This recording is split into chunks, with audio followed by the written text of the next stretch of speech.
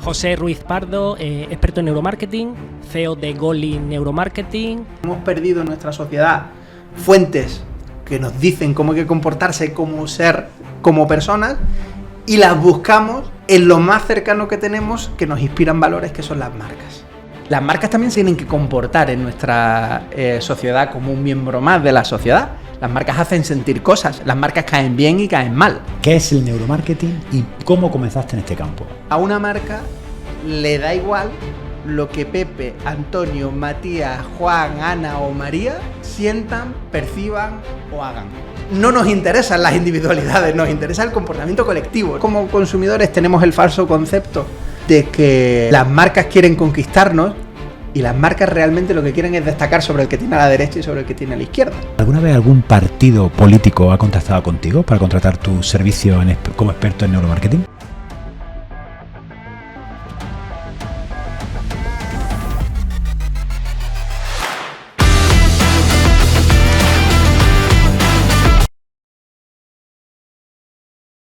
José Ruiz Pardo, experto en neuromarketing, CEO de Goli Neuromarketing, divulgador, investigador también del comportamiento del consumidor, escritor, autor, divulgador. Bienvenido al podcast Desafío Éxito. Bien hallado, un placer estar aquí con vosotros. José, ¿a qué te dedicas y por qué llegaste a ese camino profesional? Bueno, lo del camino profesional puede ser más largo. ¿A qué me dedico? Me dedico fundamentalmente a analizar a un animal que se llama ser humano cuando hace una conducta concreta, que es la de comprar. El cómo llego a este punto, bueno, yo tengo una, vamos a llamarle manía, que es intentar juntar todas las cosas que me gustan, ¿vale? Yo tengo un perfil un tanto extraño, soy informático, soy psicólogo, llevo casi toda mi trayectoria profesional trabajando en el mundo del marketing, y un poco es la suma de todo. O sea, en esta etapa profesional, que sin duda es la que más estoy disfrutando, pues hago de informático porque desarrollamos herramientas tecnológicas para poder hacer los trabajos que hacemos, y además no solo desarrollo, o sea, programación, sino también diseño de circuitería, de electrónica y de microelectrónica. Analizamos comportamiento, que es al final el propósito y el fin de un psicólogo. Un psicólogo es el analista de la conducta humana, del comportamiento humano, y gracias a eso es capaz de ayudarte en determinadas situaciones. Y sigo trabajando en el mundo del marketing, igual que en toda mi trayectoria profesional, porque trabajamos para empresas, para marcas, para gente a la que necesita entender pues el comportamiento de las personas. El ser humano somos seres complejos en el sentido de que nuestra conducta, nuestro comportamiento no es simple, no es sencillo. En todo lo que interviene el ser humano, pues hay que entenderlo, mucho más si es un proceso de compra, y a eso nos dedicamos, a ayudar a la gente a que entienda al ser humano cuando compra, o a que nos entendamos a nosotros mismos cuando compramos, ¿no? Comentábamos fuera de micro sobre uno de mis libros, se llama Todos somos clientes por eso, porque el propósito es ayudarte a entenderte a ti mismo cuando estás comprando. Y José, para no perder nuestro sello, a día de hoy, ¿cuál es tu propósito en la vida? Bueno, yo tengo un propósito en la vida desde hace muchos años, que es tratar de ser útil y de ayudar a la gente. Ese ha sido siempre mi propósito. En la adolescencia, que uno es cuando uno aparte de hacer locuras, que eso las hemos hecho todos, es cuando tiene esa etapa en la que intenta enfocar, hay una cosa que tuve muy claro, y es que lo que hiciera en mi vida intentaría hacerlo con el fin de ayudar a alguien en algún aspecto siempre, y teniendo en cuenta unos valores, haciendo de mi vida, el motor de mi vida, una serie de valores con los que yo me sentía a gusto y que creía que no solo eran útiles para mí, sino para el resto de la gente. Y José, ¿a qué críticas estás enfrentado o te enfrentas en la actualidad por divulgar lo que divulgas? Bueno, al final, el mero hecho de decir algo, el mero hecho de emitir una opinión, pues implica que va a haber gente que seguramente no estará de acuerdo, cosa que además es buena. Además, O sea pone que- en Twitter, bueno, en X, buenos días, y hay alguien que te dice, me cago en tu puta madre, ¿sabes? O sea, eso es... El mero hecho de existir ya implica que haya crítica. gente que incluso pueda no estar de acuerdo con tu mera existencia, ya no con lo que digas, sino con tu mera existencia. Entonces, bueno, pues al final siempre hay gente que estará más o menos de acuerdo con lo que dices, más o menos con tu actividad, más o menos contigo. Con lo cual yo lo tengo, no sé si es que lo tengo muy asumido, no tengo la sensación de estar peleándome con gente, con críticas y ni nada de eso. A lo mejor es porque lo tengo asumido y simplemente pues trato de entender a las personas que no están de acuerdo, porque ojo, a lo mejor yo cambio de opinión con la opinión de ellos. Y oye, y si no es el caso y tú sigues creyendo lo tuyo y yo lo mío, pues no pasa absolutamente nada y cada uno sigue su... Lo que pasa es que en su este camino. país que se polariza todo, muchas veces puede haber gente que entienda que está más del lado de la marca que del lado del consumidor. Bueno, vivimos una época, por desgracia, en que la polarización es quizá lo que está a la orden del día. Parece que en los últimos años las cosas no son grises, ¿no? O son blancas o son negras. O estás conmigo o estás contra mí, ¿no? Correcto. Pero el mundo en realidad no es así. O sea, ni las cosas son ni blancas ni negras, ni estás conmigo ni estás contra mí. Al final, en el mundo existe una gama de colores muy amplia. Y el mundo funciona a base de combinaciones de colores, es decir, como especie hemos llegado hasta donde estamos porque hemos sido capaces de integrar lo tuyo con lo mío, con lo del otro. Mi trabajo básicamente consiste en integrar cosas de diferentes disciplinas que conocemos con diferentes perfiles profesionales y que trabajamos juntos, y al final todos trabajamos para construir cosas, ¿no? Entonces, aunque últimamente parezca que las cosas son blancas o negras, la realidad no es esa.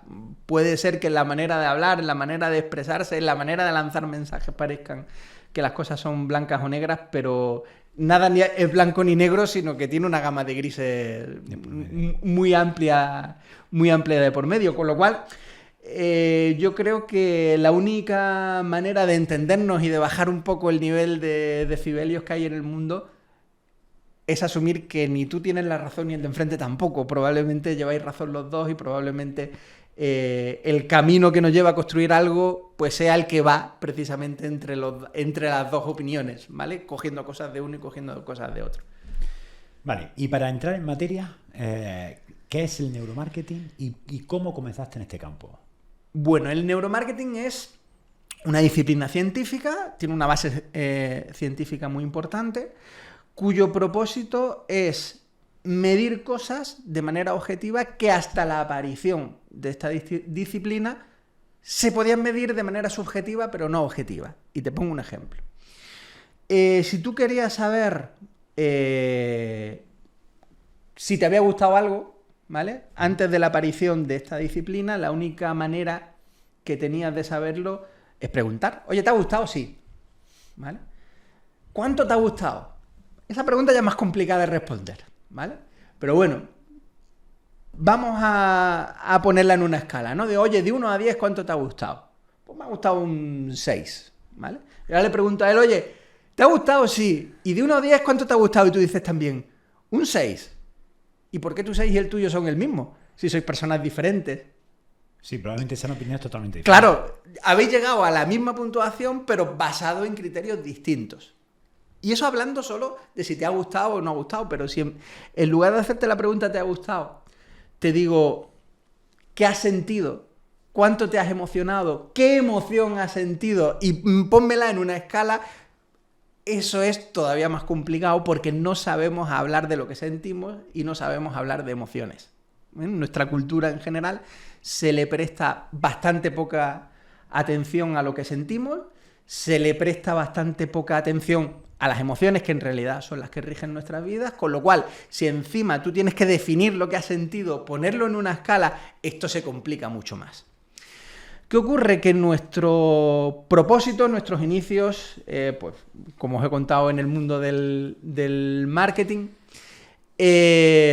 nuestro propósito es trabajar con marcas para que entiendan los que están al otro lado, para que entiendan qué es lo que hacen y qué es lo que quieren los que compramos o los que compran.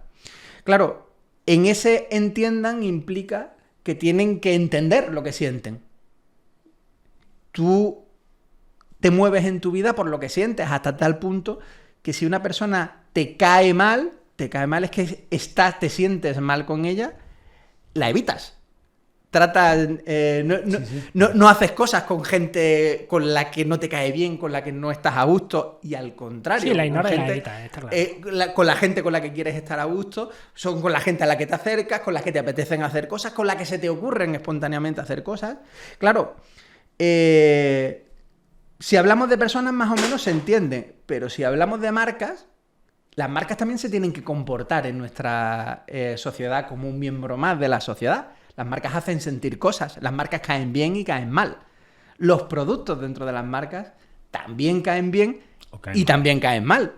Pero tú como responsable de la marca tienes que entender eso, tú tienes que entender qué hace sentir, cómo se siente la gente contigo, qué emociones siente, pero no de una persona o de dos, que sería relativamente fácil, de cientos o miles de personas, dependiendo de lo grande que sea el mercado al que te diriges. Con lo cual, esto se complica, porque ya no son dos personas que le están poniendo un 6 a lo que le ha gustado una marca, lo que le ha emocionado, sino que son cientos o miles de personas que le ponen un 6 y a lo mejor son cientos de miles de criterios distintos. Con lo cual, esa herramienta no es tan efectiva como a priori pudiera parecer. Es decir, necesitamos algo que nos ayude a medir la experiencia de la gente y que nos ayude a medirla de una manera objetiva, de tal manera que tengamos la garantía de que tu 6 y tu 6 es el mismo, o que si dice que sientes tal cosa, que de verdad sea esa y no otra. Bueno, pues ese es el propósito del neuromarketing, diseñar herramientas para poder medir esas cosas y que podamos poner encima de la mesa esos parámetros, esas mediciones para el propósito que sea. Si es una marca, para entender lo que hace sentir y cómo se mueve y qué siente su comunidad con esa marca y con las marcas de la competencia también, para ver, saber quién eres tú y quién son los demás y cuáles son los elementos que te diferencian, pero también sirven para entender cómo se comportan alumnos en un aula para mejorar una metodología educativa, o cómo se comporta la gente en una ciudad para ayudar a mejorar la experiencia de la ciudad y evitar pues que las ciudades mueran de éxito, o las famosas saturaciones por turismo, etcétera, etcétera, etcétera. Es decir, lo puedes aplicar al campo que quieras, pero el propósito fundamental es, uno, medir cosas que hasta ese momento no se podían medir de manera objetiva, hasta la aparición de esta disciplina, y obviamente es una disciplina científica, es decir, que tiene que hacerlo con rigor científico y de manera objetiva, si no, no nos vale, si no sigue siendo el mismo criterio subjetivo que teníamos con las encuestas. Y aun siendo objetivo, hay una parte no tangible, o sea, subjetiva total, porque, por ejemplo, también dependerá del día del usuario, ¿no? O sea, tiene que ser un muestreo muy amplio para que no haya errores. Claro. Si tú te diriges a un mercado y no vamos a irnos a una multinacional, vamos a irnos a una empresa pequeñita que su mercado es un barrio, ¿vale?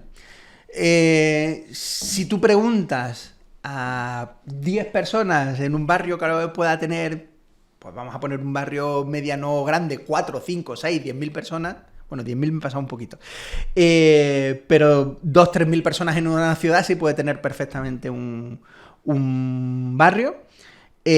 Obviamente te estás quedando muy corto. Esa muestra está muy sesgada, es una muestra muy pequeña en comparación con cuál es tu mercado. Entonces, aquí se ponen en juego dos cosas. Uno, el tamaño de la muestra, es decir, con cuánta gente hayas hecho esa medición o mediciones. Hay maneras de hacerlo con todas, en algunos parámetros. Y por otro lado, cuál es la capacidad de inferencia, es decir, cuál es tu capacidad en tu metodología de escoger bien una muestra para que esa muestra sea representativa del colectivo, representativa del mercado total. Por tanto, entran en juego dos cosas, no solo el tamaño de la muestra, sino tu capacidad de cómo hacer la muestra, elegir las herramientas y cómo usarlas para que esos datos sean representativos del total del mercado o de la población al que te estás dirigiendo. Y José, ¿por qué deberían las empresas implementar el neuromarketing en su estrategia? Siempre teniendo en cuenta que en España la media de trabajadores por empresa es 4,5 y el 94% de las empresas tiene 1,7 trabajadores. No es un problema tanto de tamaño, es un problema de ¿Conocimiento? De concepto, exacto, de conocimiento.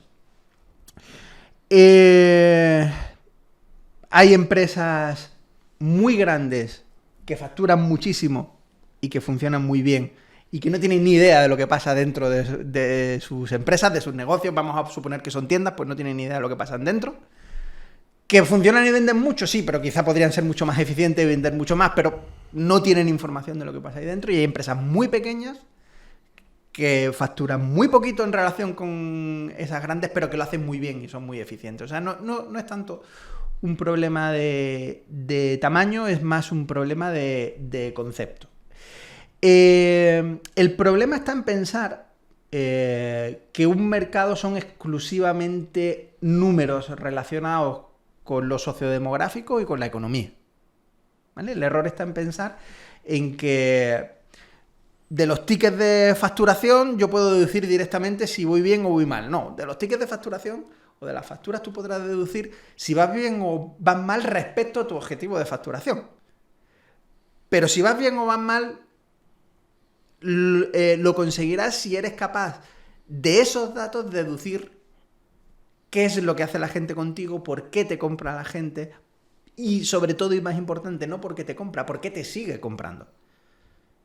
Es mucho más caro captar un cliente que venderle muchas veces a alguien que ya confía en ti y a alguien que... ¿Y no será también súper importante saber por qué deja de comprarte? Evidentemente. O por qué una vez que lo Pero te deja de comprar, claro, el momento importante. Una cosa lleva implícita a la otra. Es decir, si tú entiendes por qué te compran, eres capaz de entender también por qué el que no te compra no lo hace o por qué alguien te deja de comprar. Sí, ¿Vale? lógicamente. Además, la importancia del dato, lo tenemos claro que hoy en día, bueno, cada día más hay muchísima información y manejar esos datos es fundamental. Pero para que nuestros oyentes se pongan un poco, se emocionen, ¿nos puedes contar algún caso de éxito o algún ejemplo en el que tú digas, oye, de mi estudio detectamos esto, para que lo pongamos un poco en práctica? Pues mira, se me vienen a la mente algunos. Recuerdo uno de una... No voy a decir marcas, ¿vale? Para no hacer publicidad. Eso. No nos pagan. En este caso es un retailer de temas de productos de decoración, pues tienen desde tapicerías hasta cuadros, hasta mobiliario y hasta pintura, ¿vale? Todo eso. Y en uno de los análisis que hicimos, había una serie de emociones negativas, muy negativas, incluyendo hasta en algunos casos emociones relacionadas con el miedo, al pasar por una serie de pasillos, ¿vale? Y dices, ostras, ¿esto qué es? Y estamos hablando de una tienda que funciona o funcionaba muy bien. Perdona que te interrumpa, pero eso no lo saques con pantallita con carita verde, no. roja, no. O sea, esto se hace con una plataforma de inteligencia artificial, ¿vale? Que se instala, es un motor de inteligencia artificial que se instala con una serie de sensórica en las tiendas, que lo que hace es convertir la imagen a dato alfanumérico y completamente anónimo. Es decir, no podemos saber en ningún momento si las personas que han pasado por la tienda se llaman Pepe, se llaman Juan. ¿Pero segmentáis hombre y mujer por lo menos? Sí, sexo y edad sí, ¿vale? Con un cierto margen de error, me equivoco hasta yo estimando la edad, es normal. ¿vale? Sí. Pero sí, en el mundo del marketing trabajamos no con la edad exacta, pero sí trabajamos con intervalos, ¿vale? Es decir, a nosotros nos da igual que una persona tenga 32 o 34 años, lo situamos con rango, en intervalo 30-40, ¿vale? Entonces en rangos este tipo de herramientas sí que nos sitúan bien y que nos ayuda a clasificar bien dentro de esos rangos al mercado, a las personas. Mide además dónde mira la gente y los clasifica por sexo y por edad, y mide su comportamiento, qué es lo que hacen dentro de ese espacio, no solo cómo y por dónde se mueven, sino qué cosas hacen, incluso si le hacen fotos a los productos, si no se las hacen, si... Es decir, cuál es su comportamiento y qué emociones expresan. Importante lo de expresan, porque si no se expresan con este tipo de herramientas no se pueden medir. A través del lenguaje no verbal, ¿vale? Nosotros expresamos cosas no solo con nuestras palabras, sino también pues, con nuestros gestos, con nuestro cuerpo, con nuestra postura corporal, lenguaje no verbal en general. Y eso es lo que usa este tipo de herramientas para inferir, para deducir qué emoción es la que están sintiendo las personas. Como digo, es imposible identificar a las personas e incluso saber quiénes son o hacer algún tipo de trazabilidad desde fuera de la tienda adentro, pero sí nos permite entender qué es lo que pasa en una superficie, ¿vale? Entonces, usando este tipo de herramientas es la que podemos medir, como en ese ejemplo que te ponía, en ese caso que te decía, que en un pasillo pues hay una serie de emociones, la mayor parte de la gente, no ni uno ni dos, sino un porcentaje significativo de la gente que pasa por allí, pues expresa una serie de emociones negativas e incluso aumenta su velocidad. Si aumenta su velocidad tiene un problema. Cuanto más rápido vas, menos atención. Menos atención, ves menos productos y pasan dos cosas. Uno, que puede ser que hayas pasado por cosas y no sepas que están allí, o incluso puede ser que te desorientes porque estás buscando determinados productos, has pasado 25 veces por delante y no te has dado ni cuenta. Y fíjate que ese problema se solucionaba simplemente ampliando el espacio entre pasillos. Y no era un espacio especialmente estrecho. Y cambiando los lineales y los productos, ¿no? Simplemente ampliando el espacio, la sensación de amplitud era más grande, la velocidad se reducía, se eliminaban todas esas series de emociones negativas. Evidentemente, a consecuencia de eso, aumenta el ticket medio, aunque el propósito del análisis no era aumentar el ticket medio, pero lógicamente, si tú tienes más tiempo para detenerte en las cosas, encuentras más fácilmente lo que buscas, ves cosas que necesitas que no habías visto, pero que a partir de ese momento empiezas a fijarte en ellas y evidentemente pues eso tiene la consecuencia de que la compras, ¿vale? No la compras porque te hemos obligado a comprar, la compras porque hasta entonces no sabías que estaban ahí. ¿Qué opinas de que en ocasiones se relacione el neuromarketing con la manipulación?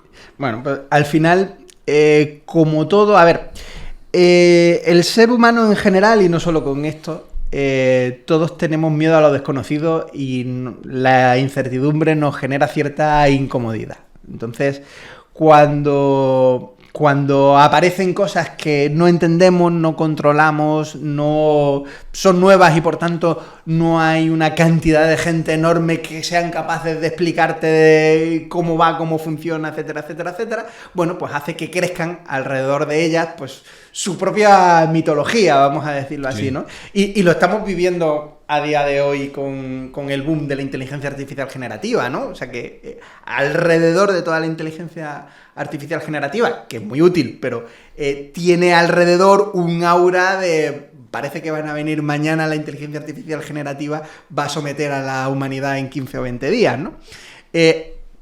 Eso forma parte del mismo tipo de mitología, ¿no? Basada un poco en el miedo y en el desconocimiento. El miedo y el desconocimiento hacen que todo ese tipo de rumorología, etcétera, crezca. El neuromarketing no es más, como hemos hablado hace unos minutos, de una disciplina que diseña herramientas. Esas herramientas miden una serie de cosas. Esa serie de cosas te da una información de, oye, cuánta gente ha estado en esta tienda, por ejemplo, emociones que han expresado ante una serie de productos, qué hace y cómo se comporta la gente cuando ve tu producto y el de la competencia uno al lado del otro en el lineal. Eso a ti como marca te permite tomar una serie de decisiones para destacar sobre tu competidor. Pero la disciplina en sí lo único que da es datos, lo único que da es información. Ya, pero piensa que es normal que la gente piensa, oye, si son capaces de detectar una emoción que expreso, ¿cómo no va a ser capaz de saber quién soy? Claro, el problema está en entender que una cosa es quién eres tú, es decir, cuál es tu silueta como persona, cuál es tu cara, cuál es tu cuerpo, cuáles son todos aquellos factores que te definen como persona unívoca, como Pepe, como Juan, como Antonio, y qué factores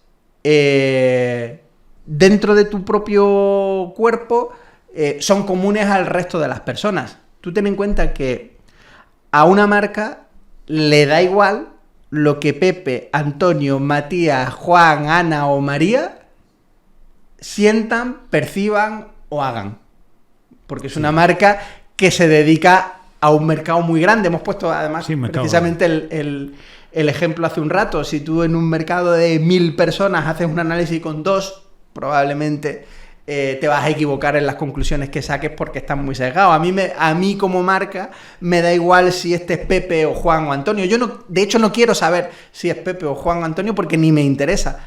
Lo que necesito saber es si yo me dirijo a mujeres de entre 30 y 40 años, las mujeres, todas, cuantas más mejor, de entre 30 y 40 años, cómo se sienten con mi marca, cómo se sienten con mi producto, qué hacen, qué no hacen.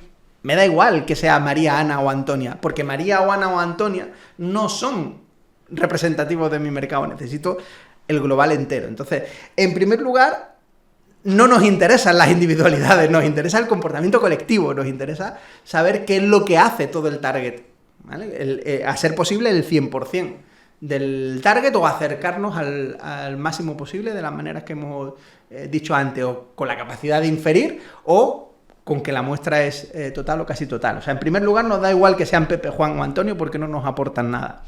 Y en segundo lugar, porque lo que miden este tipo de herramientas no es aquello que a ti te distingue como individuo dentro de toda la colectividad. Al contrario, es aquello que tienes en común con el resto. Es decir, que tú expreses una emoción y hemos deducido que esa emoción es alegría, a mí me da igual que la exprese Rubén o Antonio. Lo que necesito saber es que muchas personas expresan esa emoción cuando ven un producto concreto, ¿vale? O cuando ven mi marca, o cuando ven mi logo o mi envase. ¿Qué tanto del comportamiento del consumidor es consciente y qué tanto es inconsciente según experiencia y estudios? Ahí, fíjate, te voy a responder la pregunta, pero de una manera más amplia. ¿Qué tanto por ciento de nuestro comportamiento diario, independientemente a que sea de compra o no, es consciente y cuál no?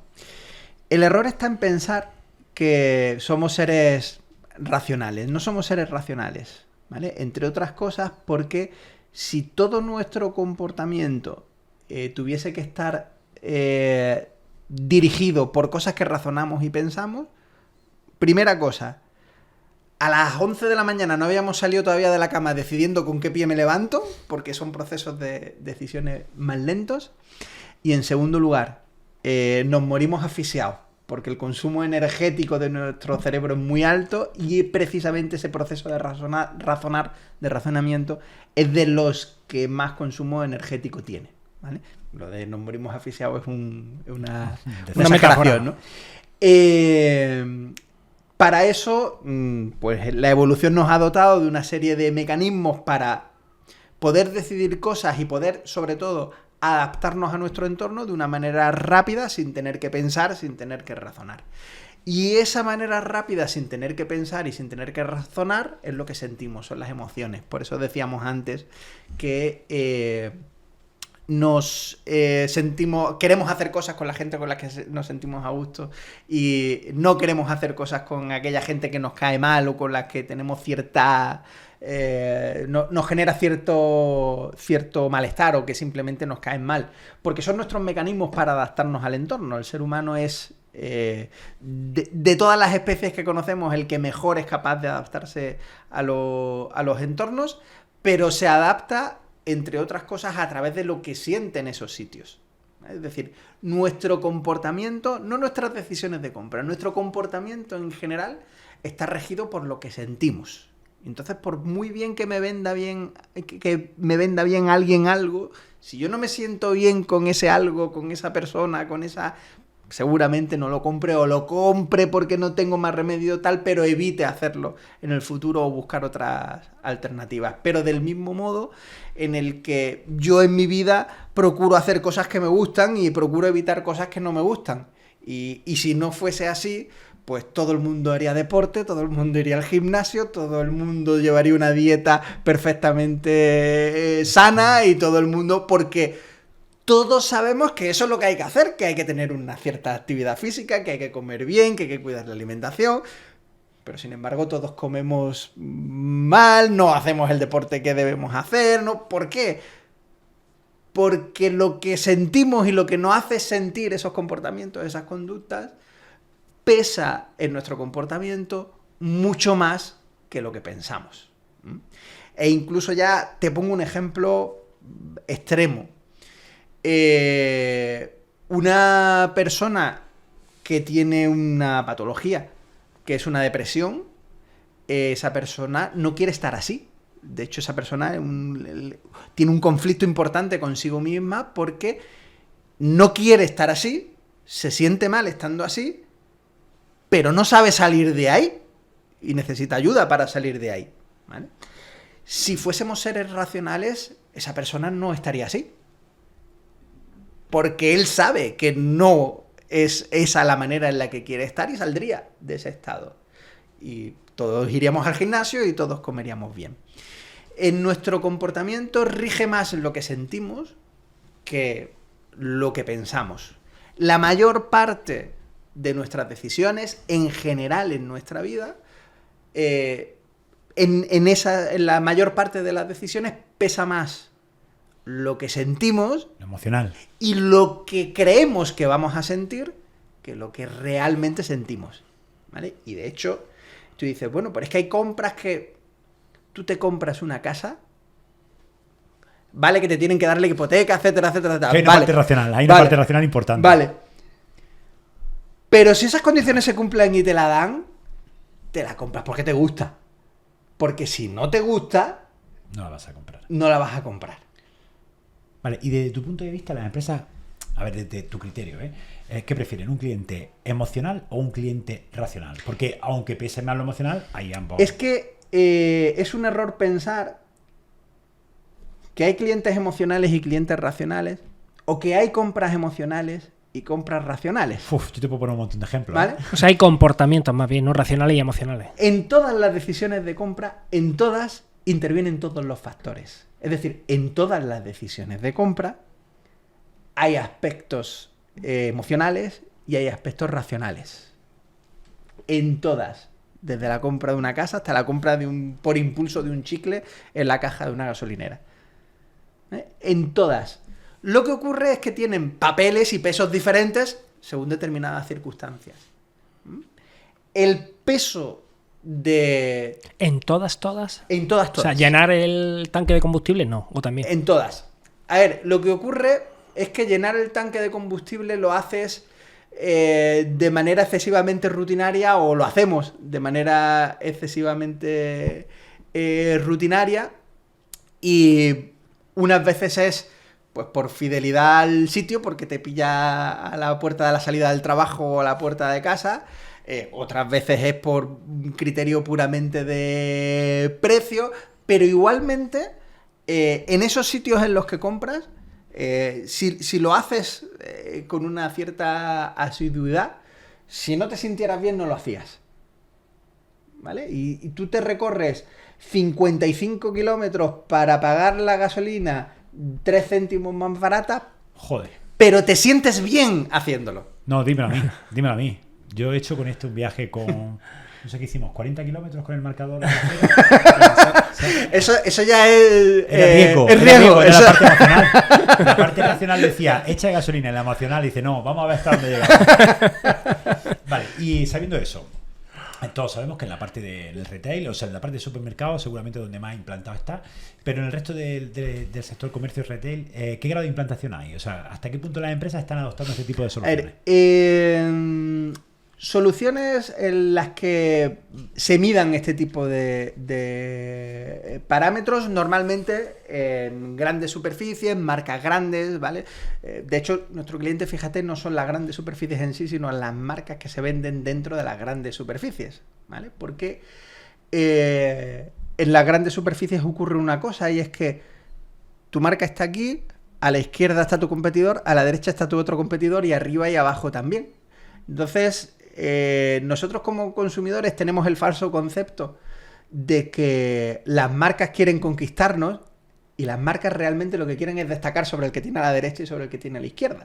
No le importa nada. ¿Vale? Le da igual lo que pase delante, porque están continuamente haciendo cosas y tienen que estar continuamente pendientes de cuáles son los cambios que hacen los otros. O sea, tú imagínate que para comprar algo vas a comprar un servicio, un pintor, ¿vale? Que te va a pintar la casa, ¿no? Y la manera que tienes de comparar un pintor con otro es que los tienes todos en fila en un pasillo, hablando a la vez y contándote cosas a la vez, ¿vale? Al final ganará el pintor que sea capaz de llamar tu atención cuando tú pasas en el pasillo y los tienes todos hablándote a la misma vez, ¿vale?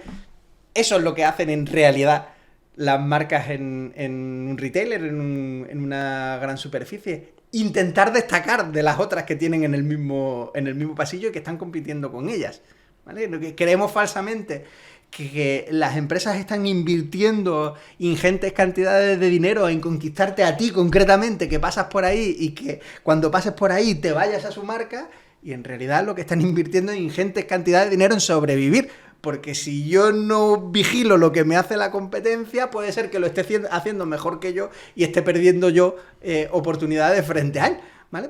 Tenemos esa falsa percepción de que van a conquistarnos a nosotros y en realidad lo que se están es peleando entre ellas. Por eso el grado de implantación mayor está en este tipo de superficies y en este tipo de marcas.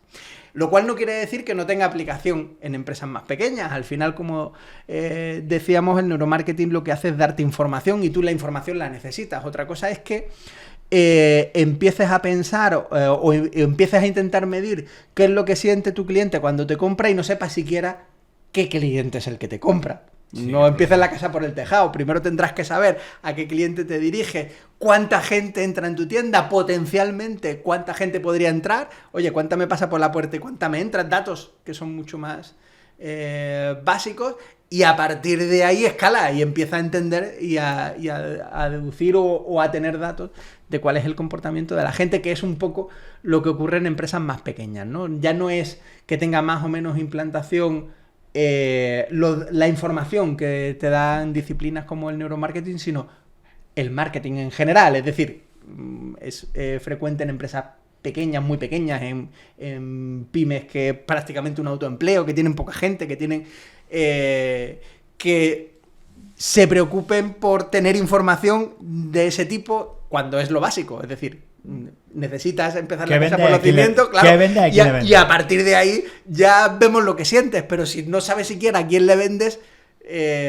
¿cómo vas a hacer sentir cosas a alguien si no sabes qué perfil tiene ese alguien? Porque la misma cosa no se le hace sentir igual a gente con 20 años que a gente con 50 o con 80. Por supuesto. No, y ¿vale? Aparte depende de muchísimos factores. Nosotros en la agencia siempre para marcar la estrategia es lo primero que decidimos. ¿Qué vende y a quién le vende? Y a partir de ahí empezamos a trabajar. Es fundamental. O sea, todas las empresas deberían de definir su buyer persona.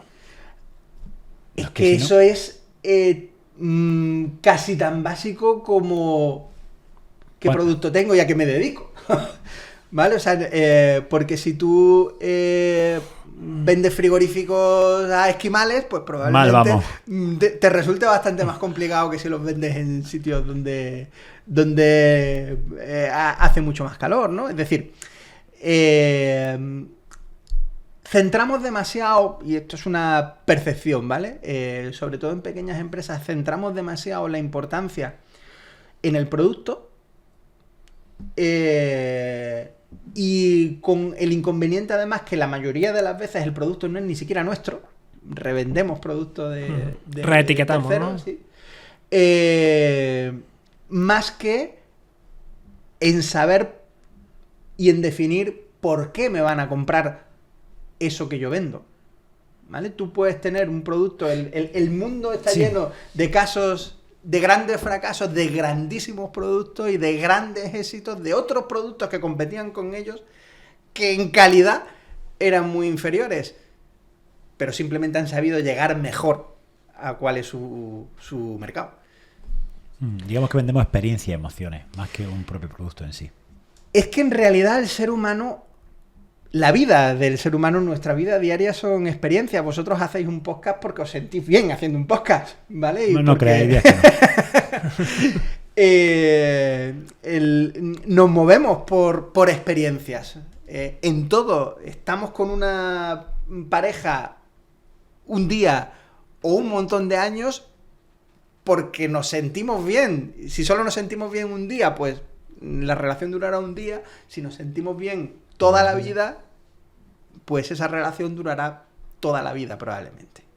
Entonces, con esa base, el problema es creer que cuando compramos somos seres diferentes a cuando hacemos el resto de cosas.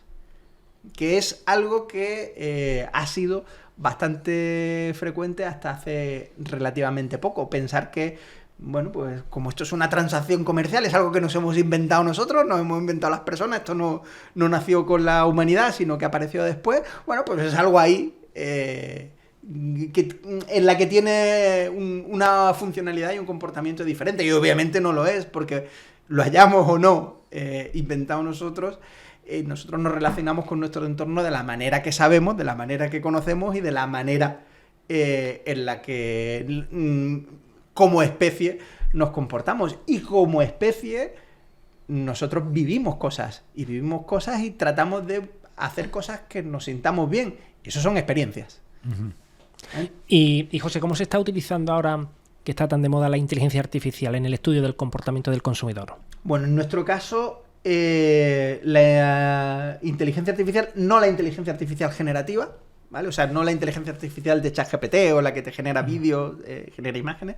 Eso es una parte de la inteligencia artificial o un tipo de inteligencia artificial. El mundo de la inteligencia artificial es mucho más amplio. En nuestro caso nos ayuda a varias cosas. En primer lugar, nos ayuda a recoger y analizar grandes volúmenes de datos. Decíamos que hace un momento que es importante recoger datos o de la mayor parte del mercado, a ser posible, idealmente del 100%, o tener la capacidad de inferir, ¿vale? Con esta muestra, acercarme lo máximo posible a lo que es el 100% del mercado.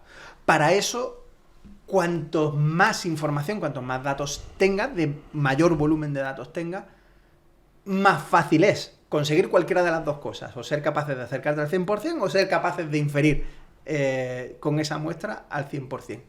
La gran herramienta, la herramienta que nos permite dar un salto importante en ese manejo de datos, vamos a llamarla herramienta, aunque no sea un programa al que le das a un botón, es la inteligencia artificial. Entonces, hay una base importante y es la que nos ayuda tanto a recoger como a después analizar y extraer conclusiones de volúmenes de datos muy grandes, exponencialmente más grandes que cuando no se usa inteligencia artificial. Y por otro lado, nos ayuda a hacer herramientas como la que os contaba, que nos permiten extraer información, pues eso, de cantidad de gente, dónde miran, emociones que expresan, cómo se mueven.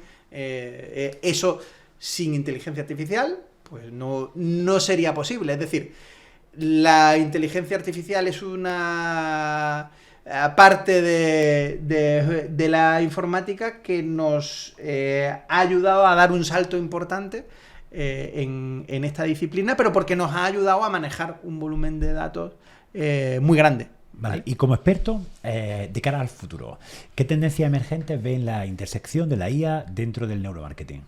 Dentro del neuromarketing lo llevamos viviendo más tiempo que el boom de la explosión. A ver, cuanto más vamos avanzando, más precisos somos a la hora de recoger esa información, más precisos somos en saber, en el ejemplo que os ponía al principio, que tu 6 y tu 6 es el mismo y no es un 6 diferente. Con lo cual nos ayuda a tener una información, un dato de mayor calidad que nos ayuda a extraer conclusiones de mayor calidad, ¿vale? Otra cosa es las estrategias que después implementes con esa información.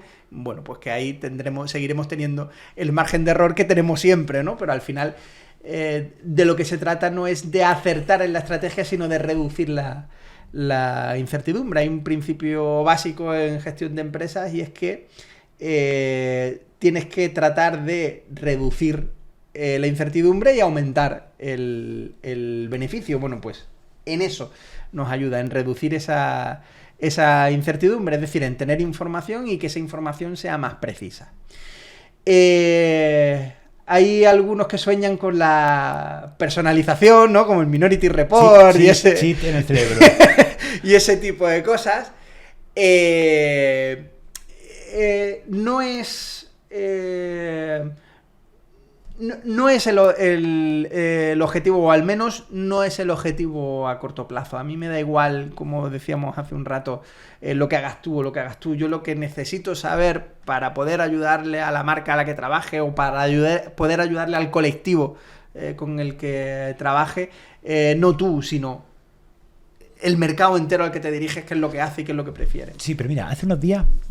No sé quién lo escuché, no lo recuerdo, pero decían que en breve el contenido en televisión iba a ser creado para ti en el momento por la inteligencia artificial, ¿no? Es decir, tú te vas a poner delante de la tele, oye, quiero una película de, yo qué sé, de vaqueros con tal, y te la iban a crear. Sí, ¿no? tú alimentas un poco Sí, no, pero el imagínate que ya no que llegáramos al punto en que fuera algo de en tu casa fuese capaz de saber cómo te sientes, decir, oye, a esto le apetece ver una película de tal. O sea, no sé, ¿se podría llegar a ese punto? Soñar es gratis. No, este hombre que lo dijo, es que no recuerdo quién era, luego lo buscaré. El problema no es hacer eso es, incluso a día de hoy, relativamente fácil, ¿vale?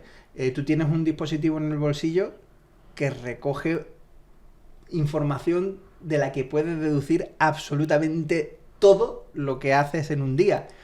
Estamos muy acostumbrados a instalarnos aplicaciones gratis. Hay una frase por ahí de que cuando la aplicación es gratis, el producto eres tú, ¿vale? Es decir, tú estás obteniendo una funcionalidad, pero a cambio estás cediendo datos de qué es lo que estás haciendo, porque esto tiene que ser un 50-50. Nadie da nada gratis, son empresas, ¿vale? Es decir, tú tienes un beneficio, pero el que está detrás también lo tiene. Hacer eso, a día de hoy, sería relativamente fácil, pero sería relativamente fácil con una persona. Con dos, con unas cuantas. Ahora, multiplica eso por el mundo entero, que es el que lleva un dispositivo en el bolsillo. A día de hoy, eso no está tan cerca. Experimentalmente hacerlo con pocas personas es relativamente sencillo. El problema es extenderlo al mundo entero, pero... Incluso el ejemplo que me comentabas, todo tiene su lado bueno y todo tiene su lado malo. Pues hasta hace relativamente poco estábamos acostumbrados a que la televisión había un señor, que es no sé cómo se llamara, el jefe de programación, el director de programación o como sea, que era el que decidía cuáles eran los contenidos que iban en la parrilla cada día. Decía lo que veía y lo que no. Exactamente, o sea, tú vas a ver hoy, después de las noticias vas a ver esto y esto, y antes de las noticias vas a ver esto, y cuando te levantes vas a ver esto, ¿no? Que a lo mejor no es lo que tú querías ver, con lo cual la solución ¿cuál era?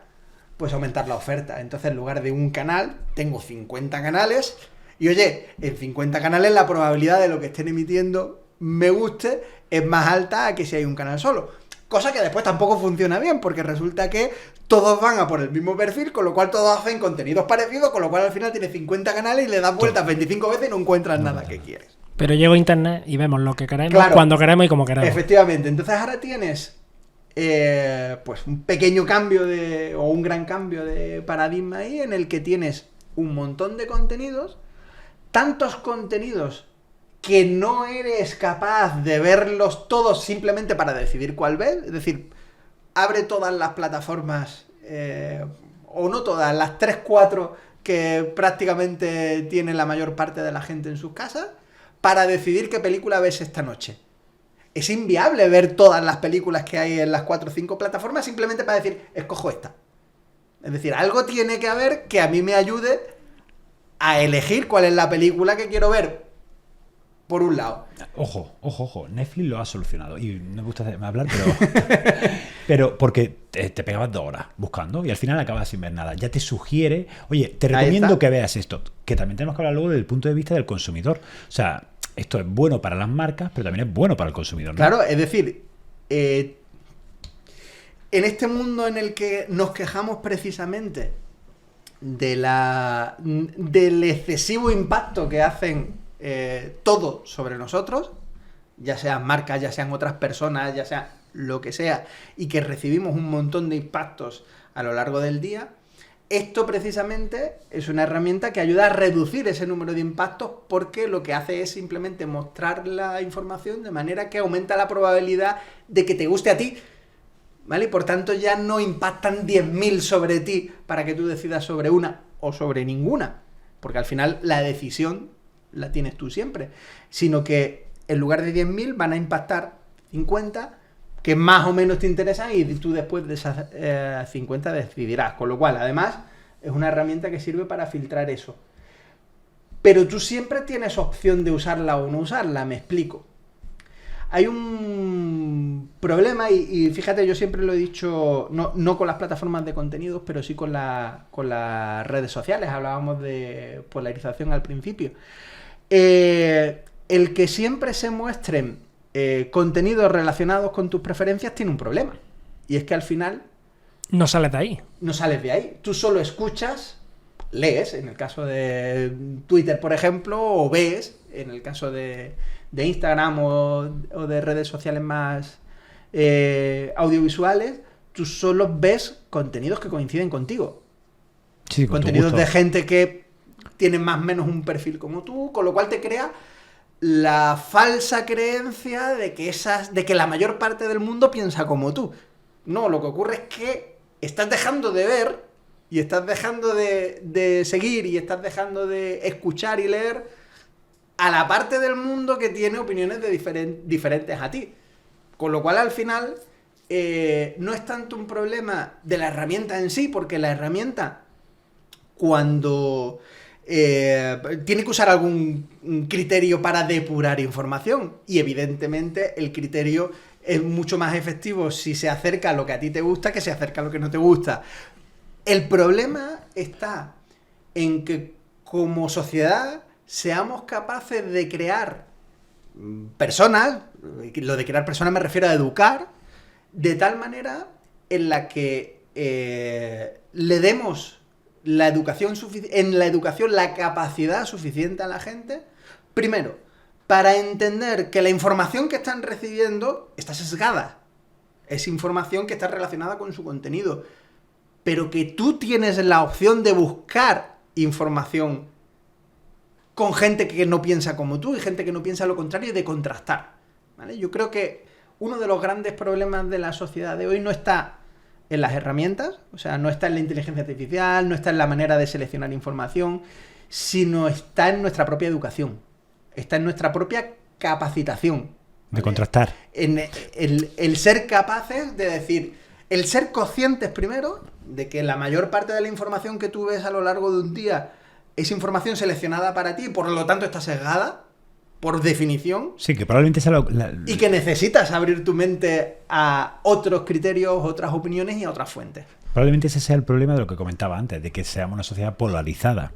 Oye, yo estoy convencido de que una parte importante, no toda, evidentemente, sí, hay más factores que influyen, pero que una parte importante de esa polarización que vivimos en nuestra sociedad de hoy es esa, pero no, el problema no está en la herramienta, sino en la educación previa. El problema está en nosotros, en la educación previa. Una curiosidad, ¿alguna vez algún partido político ha contactado contigo para contratar tu servicio como experto en neuromarketing? Sí, pero no hemos hecho nunca al final ningún proyecto con ninguno de ellos. Pero ese tema lo podemos hablar otro día, porque yo creo que hay puede haber un desarrollo amplio a la hora de manipular, y entiéndase lo de manipular, el de modificar conductas de personas según el contenido que vean.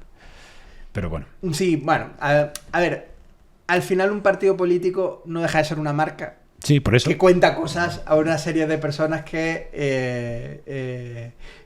son afines a esa marca y que evidentemente buscan una transacción, que no es una transacción comercial como la de una tienda, sí, que hay un voto, pero que se reduce al final a un voto que tiene que echar en una urna cada cierto tiempo. Mira, antes de seguir avanzando, en la aplicación, en la utilización de herramientas de técnica o de herramientas de neuromarketing, ¿qué marcas a nivel mundial? ¿Qué marcas hay pioneras? ¿Qué empresas? Inclusive hay diferencias entre países, o sea, ¿Estados Unidos es pionero? Estados Unidos es pionero, pero ojo que es de las pocas cosas que en España y en Europa estamos en la punta de lanza, ¿vale? Esto como disciplina empieza en Estados Unidos, empieza como proyectos de investigación de algunas de las universidades americanas.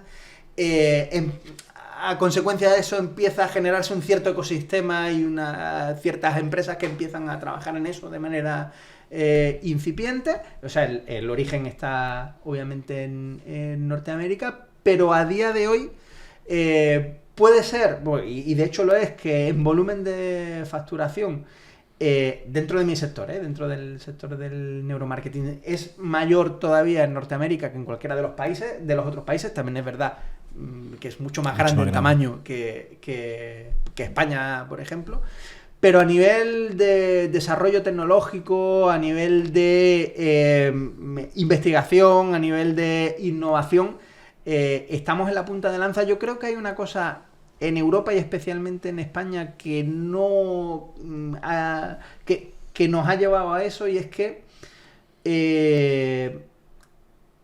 pese a que el sector en España es muy pequeño, somos pocas empresas las que nos dedicamos a esto, después de un cierto tiempo en el que surgieron 10.000 empresas que se dedicaban en el sector, al final, a lo largo de los años, y las que estamos casi todas tenemos una trayectoria relativamente larga para lo que es el sector, pues nosotros tenemos 13 años y andamos todos más o menos, fuimos de los primeros y andamos más o menos por ahí. Al final, el mercado, mi sector ahora mismo es un sector de calidad en el sentido de es gente profesional, todo es gente que lleva una trayectoria más o menos larga dentro del sector, que intenta hacer las cosas bien, y el tratar de hacer las cosas bien te ayuda por un lado a ti, evidentemente. Si tú haces las cosas bien, pues te ayuda a posicionarte, pero el hecho de que haya gente que haga las cosas bien también obliga a los demás, al resto del mercado con el que compite, a hacerlas bien, ¿vale? Porque de alguna manera marcas un nivel, una tendencia, un nivel de calidad que espera el cliente. Al contrario, cuando haces las cosas mal haces daño no solo a ti y con el que estás trabajando, sino al resto del sector, porque después, cuando esas empresas vayan a trabajar con el resto del sector, pues irán con los resquemores de las malas experiencias que han tenido previamente. Entonces, yo creo que en España el sector es pequeño si lo comparas con, no sé, con el sector de los estudios de mercado en general, o con cualquiera de los sectores afines, pero es un sector de calidad. Eso hace que de alguna manera estemos en esa punta de lanza en Europa y en el mundo. ¿Y cómo ves el futuro del sector del neuromarketing? Pues hombre, espero que bien, con la cuenta que nos trae. A 10 años vista. A ver, yo creo que como sector tenemos dos retos importantes, y creo que a 10 años vista no lo vamos a conseguir, pero sí que sentaremos las bases para que eso ocurra. Nuestro sector tiene un problema fundamental, que no lo tiene, por ejemplo, el de los estudios de mercado. Si tú quieres hacer una encuesta, tú te puedes equivocar en cualquiera de los pasos de hacer una encuesta, pero sabes cómo hacer una encuesta. Tú coges Hay método. Libro, hay método, cualquiera, y te dice cómo se hace una encuesta.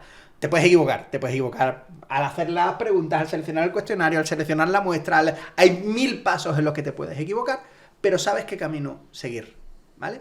Se podría decir que hay un estándar, vamos a decirlo así, ¿vale? Eso no ocurre en nuestro sector. No hay una metodología más o menos estándar, por un motivo muy sencillo. Todos los que trabajamos en esto y tenemos nuestra metodología, la tenemos no porque la hayamos visto, la hayamos leído o alguien nos la haya enseñado, sino porque la hemos aprendido a porrazos, como yo suelo decir, ¿vale? Hemos ido depurando nuestra propia metodología, y eso nos lleva a una cosa muy curiosa. Hay relativamente pocas empresas de esto en España, pero muy especializadas. Sí. ¿Vale? Nosotros hacemos una serie de cosas y somos especialistas en esa serie de cosas, pero en otra serie de cosas hay otros que son especialistas y que son mejores que nosotros, y nosotros mejores que ellos en otras, y así. ¿Por qué? Porque nos hemos ido enfocando en aquel sitio donde hemos encontrado nuestro nicho, y hemos ido depurando nuestra metodología. Claro, Nosotros tenemos 13 años, quiere decir que la metodología que usamos ahora para todas las cosas tienen 13 años de vida y las hemos ido depurando, pues, a base de trabajo. Si tú mañana me pides, oye, escribe tu metodología en un libro o enséñala, me cargo mi empresa. Es decir, me cargo toda la investigación de 13 años de mi empresa. Tendrías que venderlo. ¿Vale? Porque hasta llegar ahí eso tiene un desarrollo importante y una inversión en recursos importantes ya no solo económicos, ¿vale? Sino en tiempo, personal, etcétera, ¿no? Eso hace que haya muchas barreras de entrada porque no hay ningún sitio donde tú aprendas la metodología, pero los que la tienen y lo hacen bien tampoco lo contamos, ¿vale? Porque obviamente no nos interesa comercialmente porque necesitamos rentabilizar toda esa inversión que hemos hecho. Obviamente eso no es sostenible a lo largo del tiempo. En algún momento pues tiene que haber estándares, ¿vale? Sí, algo. Y en algún momento el que es muy especialista en analizar piezas publicitarias contará cómo lo hace y pues nosotros que somos más especialistas en analizar el comportamiento en entornos reales, pues contaremos exactamente cómo lo hacemos y se establecerán una serie de estándares y eso hará crecer el sector. En 10 años, probablemente no, pero por una razón muy sencilla,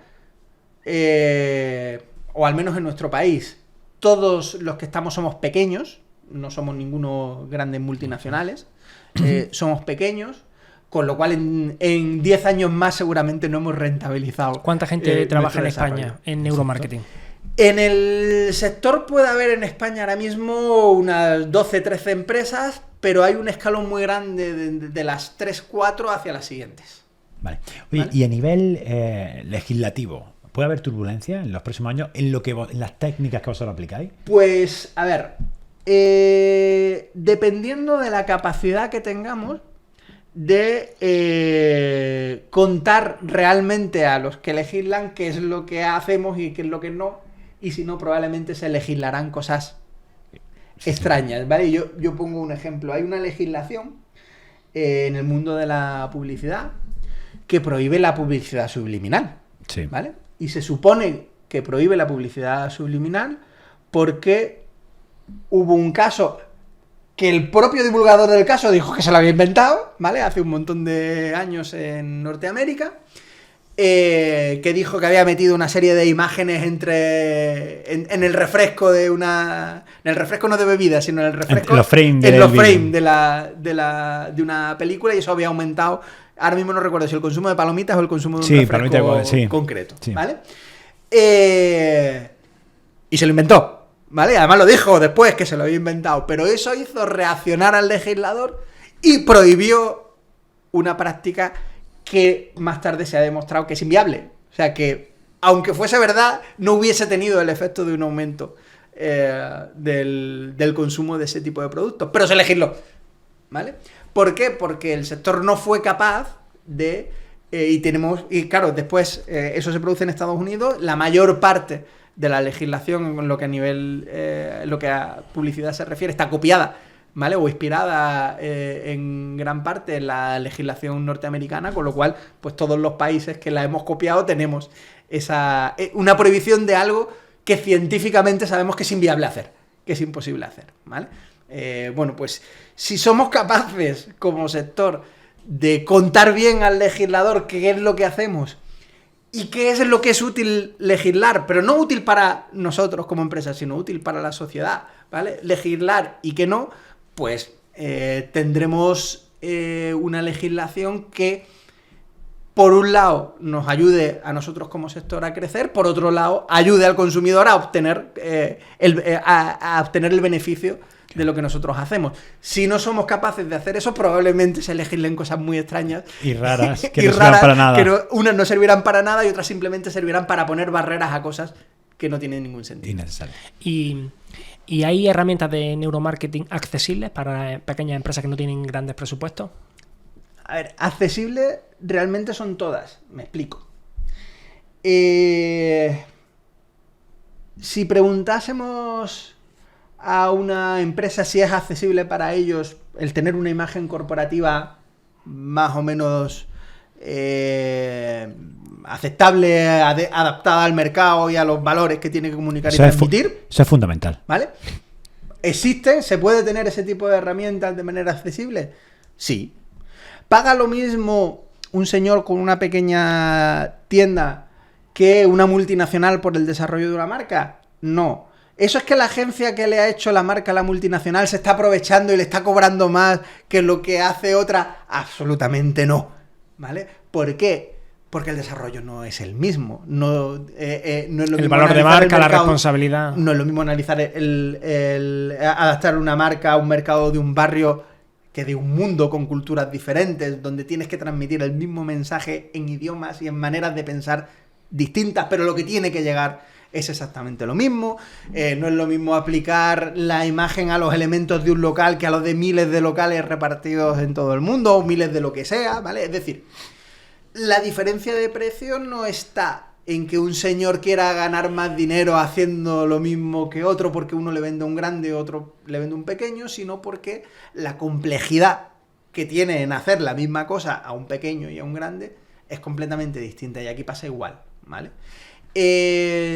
La complejidad de hacer un... O sea, la cantidad de datos y sobre todo de datos diferentes que cruzar que necesita una empresa que trabaja en un mercado a nivel nacional o a nivel internacional, obviamente no es el mismo que el que un señor a nivel local. Otra cosa es que a nosotros, como empresas, nos interese más dirigirnos a empresas grandes que a empresas pequeñas, pero por decisiones puramente comerciales. Me explico.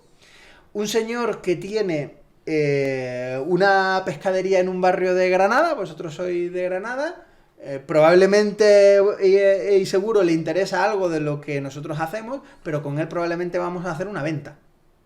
Con una gran marca le hacemos una venta todos los meses, porque estamos continuamente haciéndole trabajo. Es decir, una cosa es que a nosotros, por pura estrategia comercial, nos interese más dirigirnos a una empresa con la que tenemos mayor probabilidad, aunque la captación sea más complicada, pero tengamos una probabilidad mayor de trabajos recurrentes a lo largo de un año y de muchos años, y además te sientas con gente que habla tu mismo idioma, normalmente te sientas con un departamento de marketing en el que no das por supuesta muchas cosas, hablas el mismo idioma, cosa que no pasa con una empresa pequeña. Es decir, el esfuerzo de venderle, para nosotros comercialmente, de venderle una empresa pequeña es incluso mayor al de venderle una grande, pero la rentabilidad no es la misma, porque al pequeño le haremos 1 o 2 trabajos y al otro le hacemos 1 o 2 trabajos al mes, ¿vale? Pero basándonos en tu libro, ¿qué consejos le podemos dar a esa micropyme o pequeña empresa para que comience a... La primera de todas, de hecho, no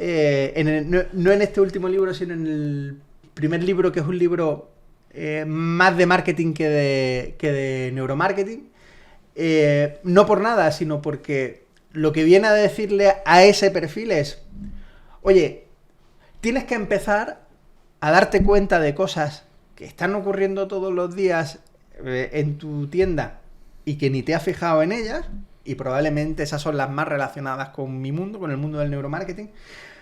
Pero antes, como decíamos hace un momento, tienes que dar el paso previo. Tienes que marcarte un objetivo de qué vas a vender al año, tienes que saber a quién le vendes, qué quieres venderle, qué vas a hacerle sentir y cómo vas a construir tu marca, tu tienda y tu experiencia para que todo eso empiece a tener frutos, ¿vale?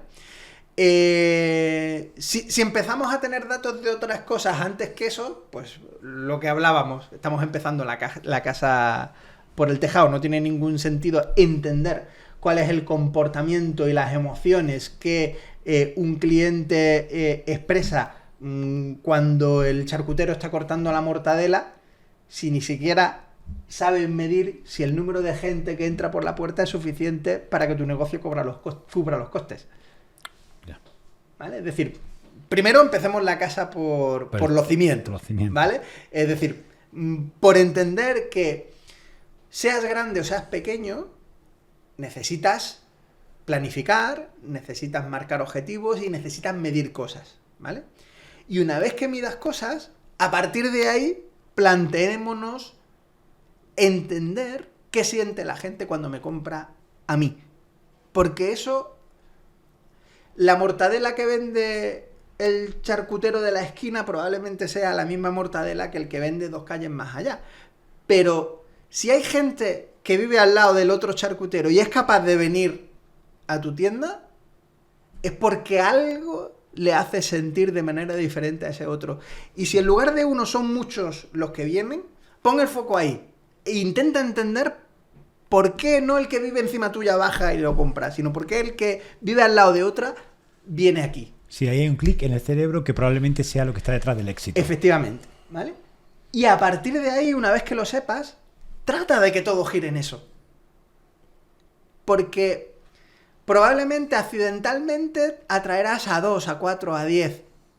Pero si lo haces con estrategia y pones el foco en eso, atraerás a 100. Sí, y sea tu valor de marca, Y ¿no? sea tu valor, y sea tu elemento diferencial. Y ojo, sea lo que haga que la gente repita, ¿vale?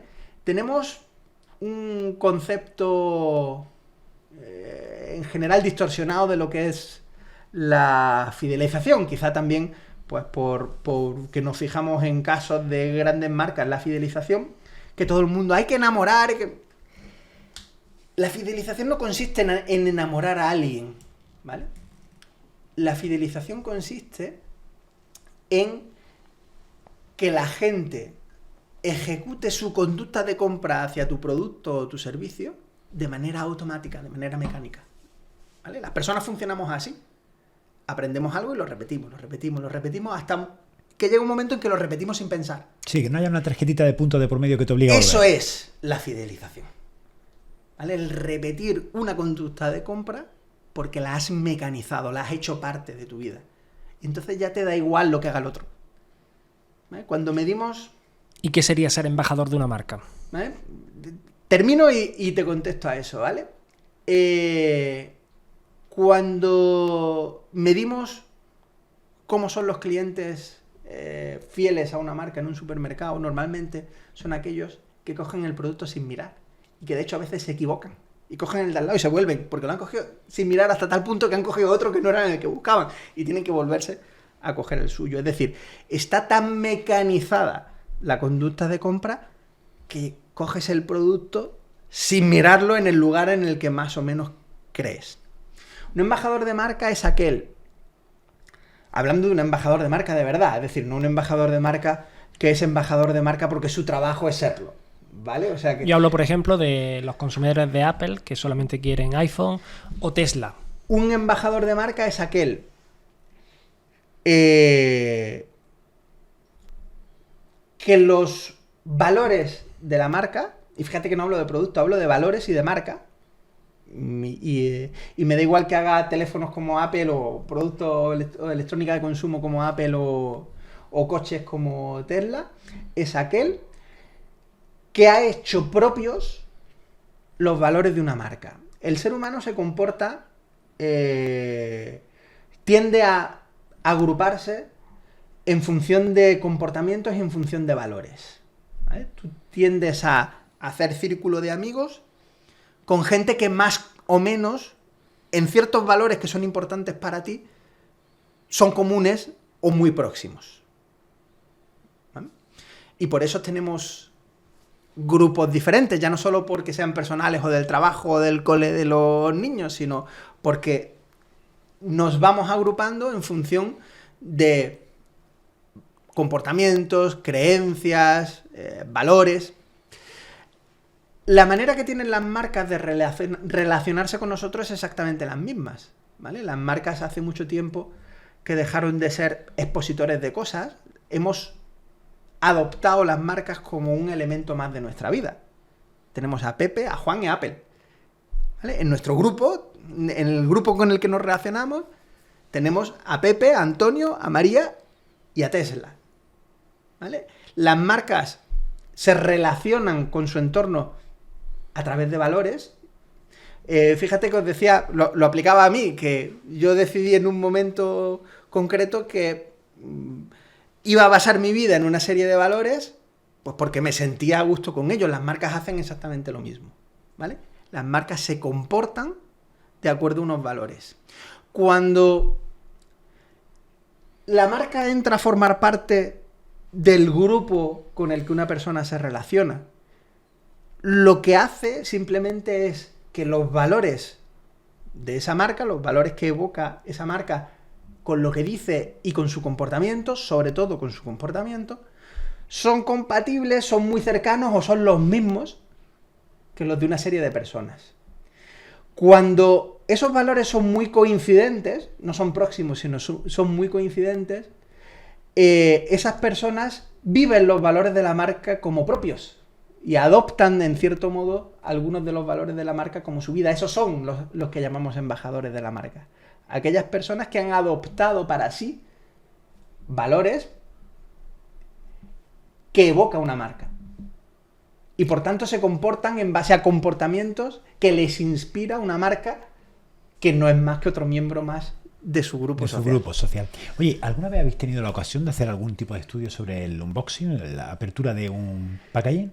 Sí, a ver, y sobre todo para empresas online que tienen el problema que la experiencia vive una serie de valores diferentes, se produce en un entorno diferente al que tú controlas. En una tienda es relativamente fácil controlar la experiencia, está todo a tu disposición, tú controlas está todo. Cerca, lo puedes ver, claro. ¿Vale? Tú no controlas la casa del cliente, ni controlas cómo el mensajero le da el paquete, ni cómo lo trata por el camino, con lo cual, si tú quieres que esa experiencia sea diferencial, tienes que analizar especialmente eso. Nosotros, hay un caso que cuento muchísimas veces porque fue uno de nuestros primeros clientes, y fíjate que es un cliente pequeñito y era una pastelería, en la que una de las cosas que creemos que fue clave en que todas las estrategias que implementamos funcionaran, es que diseñamos una experiencia dentro de lo que era la tienda en sí, pero tratamos con el envase del dulce que esa experiencia se recordase cuando en casa abrieses el dulce, ¿vale? De tal manera que tú en casa revivieras la experiencia que habías vivido en el local. Con lo cual, al final, tú no estabas regalando un dulce, o tú no te estabas comprando un dulce, tú te estabas regalando o comprando o a ti o a otra persona una experiencia. ¿Y en el mundo del reloj, por ejemplo? No hemos tenido ningún cliente en el mundo. Fíjate que sea un fabricante de moda, de lujo y de ese tipo de complementos, sí que estuve con ellos, pero en una... Pero ¿cómo influye, por ejemplo, en un encuentro, una conferencia hace pocas semanas, pero no hemos tenido ningún cliente en el... Pero ¿cómo influye, por ejemplo, en un consumidor que la primera experiencia de compra pasa por tirarte 2 años en una lista de espera para comprar un Rolex? Pero es que eso es parte de la experiencia. Es que probablemente ese sea, ¿no? Claro, es que a partir de mañana todo el mundo puede acceder a un Rolex. Ya no lo quiero. Y Rolex se cae. O sea, la exclusividad dentro de los valores de esa marca es el eje fundamental, ¿vale? ¿Por qué? Porque desde el momento que deja de ser aspiracional y que tener un Rolex en la muñeca o tener 20 Rolex en el cajón de una mesilla deja de marcar una diferencia y deja de marcar un estatus, se cae la marca. Rolex no vende relojes. Rolex vende un estatus, vende una exclusividad. Si tú le quitas la esencia, hablábamos hace un momento de que las marcas entran a formar parte de nuestra vida a través de sus valores y se relacionan con nosotros a través de sus valores. Si le quitas el valor, ese valor a la marca, ya no me siento le quitas su razón de ser. O sea, si tú le quitas a una persona sus valores, a una persona que es honesta, le quitas la honestidad y empieza a comportarse de manera deshonesta, es otra persona diferente. Ya no es la misma. A las marcas le ocurre exactamente lo mismo. Entonces, la experiencia de esperar 2 años en una lista de espera hasta que te llega el turno para poder comprarlo, con la incertidumbre de si vas a poder comprarlo o no, es parte de ella. Que te den permiso. O sea, claro, es que al final es parte de ella. Y sabiendo que cada año es más caro, claro, siempre. Es parte de... O sea, es un comportamiento coherente. Yo siempre digo que lo importante en las marcas no es generar buenas o malas sensaciones, es ser coherente, ¿vale? Tenemos la tendencia a pensar que todo lo que tenemos que comunicar tiene que ser positivo. No. Puede ser negativo siempre y cuando sea coherente con lo que eres, ¿vale? Y os pongo un ejemplo. Quizás de las empresas más odiadas en este mundo sea Ryanair. Correcto. Pero es coherente. ¿Vale? Pero es coherente, todo es coherente. Sus respuestas en redes sociales ¿Vale? son muy divertidas. Todo es coherente. ¿Por qué? Yo soy una marca que mi valor es darte un servicio por un precio muy bajo y me ahorro todo. Y tú pasas, si te descuidas y le vas dando al siguiente en la web, te has comprado hasta una maleta. Sin querer. Pero forma parte de la experiencia. Dices, es que eso es incómodo. Para la experiencia de usuario en una tienda online, si tú estás diseñando en una tienda online, lo que buscas es la comodidad del usuario, que el recorrido de compra sea lo más corto posible. Bueno, pues esto es lo más largo posible, porque te estoy preguntando por 18 servicios anexos antes de llegar a lo que tú quieres comprar, que es realmente el vuelo. Pero es coherente. ¿Por qué? Porque ellos tienen que trasladarte el mensaje de, para poder darte esto por tan poco coste, yo tengo que sacar dinero de donde sea. Y entonces tengo que desalojarte rápido del avión, tienes que ver el avión sucio, porque tienes que sentir que me ahorro la limpieza entre vuelo y vuelo para poder ser rápido y poder darte el vuelo gratis. Es decir, todo es coherente. Mientras todo sea coherente... Y en parte fueron pioneros. Es decir, que ya no hay tanta diferencia entre Ryanair y otras low cost. Prácticamente ninguna, ¿vale? Prácticamente ninguna, ni en el proceso de compra, ni en la experiencia de vuelo, ni en nada. ¿Qué más marcas son odiadas y son coherentes? Y son líderes en su sector. Cualquier marca de alarmas no es odiada a la marca en sí, ¿vale? Pero cualquier marca de alarmas basa su estrategia en decirte, voy a darte miedo, ¿vale? Si tú coges al azar cuñas publicitarias, por ejemplo, de radio, de marcas de alarmas, muchas te dicen, mi vecino ha puesto una alarma y yo no tengo. Sí, me voy de vacaciones, te van a robar. ¿Vale? O sea, ya estás diciendo, oye, el vecino tiene alarma y yo no tengo, quiere decir que van a elegir la casa del vecino para robar antes que la mía. Va a haber que poner una alarma para ver si eliges la de otro vecino. Es decir, están dándote miedo, que es una emoción que te crea una sensación negativa, para crear una experiencia coherente con ellos, porque ellos en realidad lo que venden deberían de vender... es la solución a un miedo, ¿vale? Es el evitar que te roben, ¿vale? O sea, lo que vende, la experiencia que vende una empresa de alarmas, luego ya habrá matices según qué marcas, pero en general lo que venden es un producto que trata de evitar que te roben, que entren en tu casa. Y por tanto, para poder acercarte a ese mensaje, tienen que ponerte en esa situación. Es decir, pues crean una experiencia negativa, pero crean una experiencia negativa porque la experiencia negativa es su razón de existir. Porque si no hubiera esa experiencia negativa, no existirían ellos como empresa proveedora de servicios. Porque no habría necesidad de tener ese producto, la alarma en este caso. Y José, por ir terminando, ¿cómo ha influido tu trabajo en neuromarketing en la visión que tienes del marketing, de las ventas y en general del mundo? Porque es posible que tú veas cosas que los demás no vemos. Al final, yo sí que me fijo en cosas que quizá cualquiera no se fija cuando entra en una tienda, pero como nos pasa a todos, ¿no? Seguramente el sastre pues se fije en la costura o en una arruga que hace un traje concretamente. Recuerdo, no recuerdo de qué presidente del gobierno fue, pero sí recuerdo hace algunos años un comentario de un sastre que decía que ese señor, ese presidente del gobierno, es que no recuerdo quién era, tendría que haber ido a su investidura con un traje hecho a medida, porque es que le hacía una arruga aquí en la esta. Claro, tú miras, yo la arruga no la vi, ¿vale? Pero él sí la vio, ¿no? Al final uno ve las cosas en las que se fija, pero por deformación profesional. Al final cuando compro no dejo de ser como otro cualquiera. Me hicieron una pregunta una vez, dice, oye, ¿y tú en qué picas? ¿En qué cosas compras?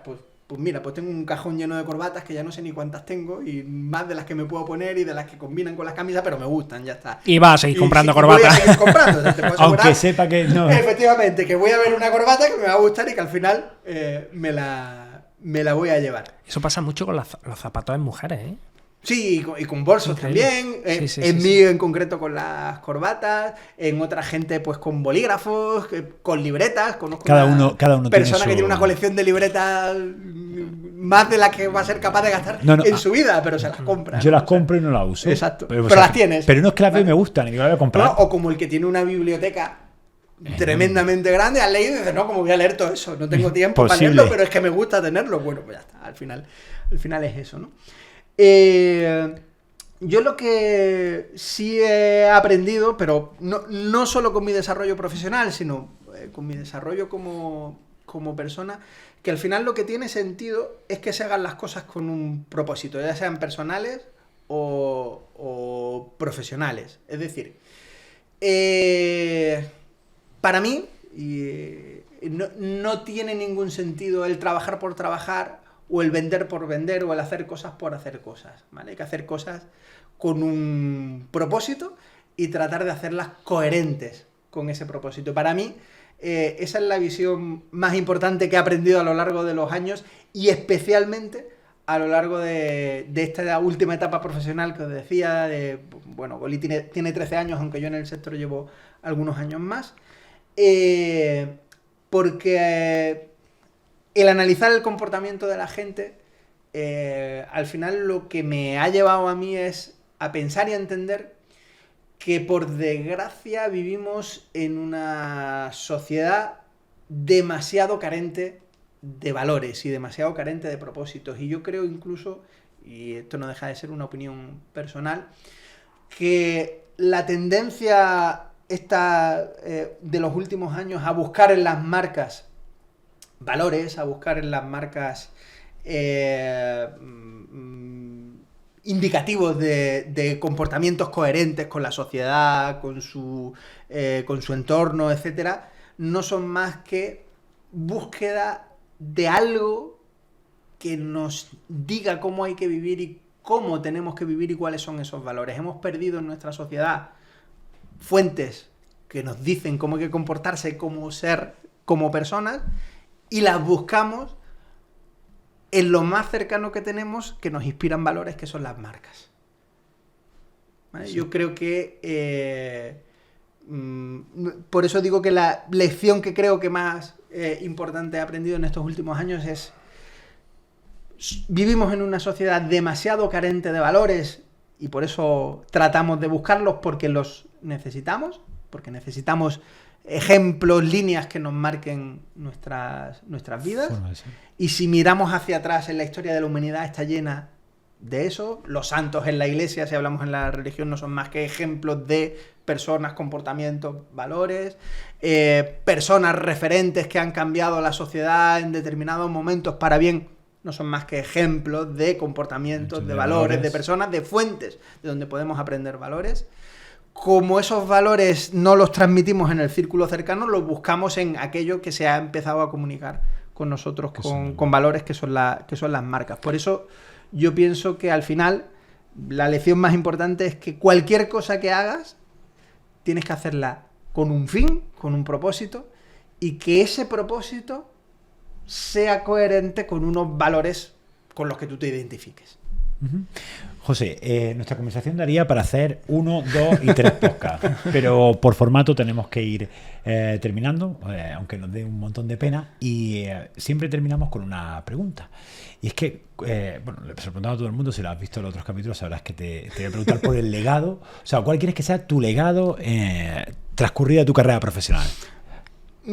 Yo... Te puedes venir arriba, ¿eh? No, al revés. Soy muy simple. Yo creo que lo importante no es... Hay que aspirar a grandes cosas en el sentido de... Hay que tener metas importantes, pero yo creo que a lo máximo que alguien pueda aspirar en el campo profesional es a ser recordado como un buen profesional, y en el campo personal, y evidentemente una cosa enlaza con la otra, a ser recordado como una buena persona. A partir de ahí, el resto viene de manera más sencilla. Es decir, yo no aspiro a dejar como legado grandes herramientas, metodologías. eso es circunstancial y las cosas que hay hoy pues no las habrá dentro de 20 años, las de 20 no las habrá dentro de 40. De Habrá 60. una gran evolución. Ahora, lo que sí perdurará en el tiempo es aquella gente que por su manera de hacer las cosas pues eran buenas personas y buenas profesionales por consecuencia. Por consecuencia. Y José, ¿qué le dirías a tu yo de hace 20 años? Con lo que sabes hoy. A mi yo de hace 20 años, aunque creo que ya lo intuía, pero le diría que de todo se sale, que todo pasa y que lo único que hay que hacer es seguir siendo coherente y tirar para adelante. Pues muchísimas gracias. por A haber vosotros, venido a nuestro ha sido podcast. un Ha sido verdadero un placer. auténtico placer. Me quedan muchas preguntas en el tintero, o sea que Bueno, pues probablemente... cuando quieras, Es las experto repetimos. profesional. Viene del mundo del Sí. marketing y... Y nada, ha sido un placer Muchas de verdad gracias. y nos vemos en Nada, otra ocasión. El placer ha sido mío y nada, seguid con vuestra aventura en el podcast y seguro además que os va muy bien, con gente seguro mucho más interesante No, que la que habéis muchísimas, traído. todo el mundo es interesante. Gracias. A vosotros.